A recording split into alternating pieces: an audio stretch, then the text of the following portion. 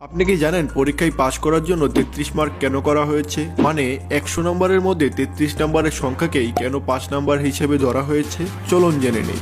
1858 সালে ভারতবর্ষের ব্রিটিশদের অধীনে প্রথমবারের মতো মেট্রিক পরীক্ষা হয়, কিন্তু এই মেট্রিক পরীক্ষায় পাশ মার্ক কত হবে এটা নিয়ে বোর্ড কর্তৃপক্ষ চিন্তায় পড়ে যায়। আর তখন ব্রিটিশদের পাশ মার্ক ছিল 65%। মানে কেউ যদি 100 মার্কের মধ্যে 65 পেত তাহলে তাকে পাশ হিসেবে গণ্য করা হতো। কিন্তু তখন ব্রিটিশরা মনে করতেন উপমহাদেশের মানুষের জ্ঞান ও বুদ্ধি ব্রিটিশদের তুলনায় অনেক কম, যার কারণে ব্রিটিশ লর্ডরা বলে তোমাদের পাস মার্ক আমাদের থেকে অর্ধেক বা অর্ধেকের থেকেও কম হওয়া উচিত। তারপর 65 মার্কের অর্ধেক 32.5 মার্ককে পাস মার্ক হিসেবে ধরা হয়। তারপর 1862 সালে গণনার সুবিধার্থে 32.5কে বাড়িয়ে 33 করা হয়, যা এখন পর্যন্ত প্রচলিত আছে। ভিডিওটি ভালো লাগলে লাইক এবং শেয়ার করে দিন।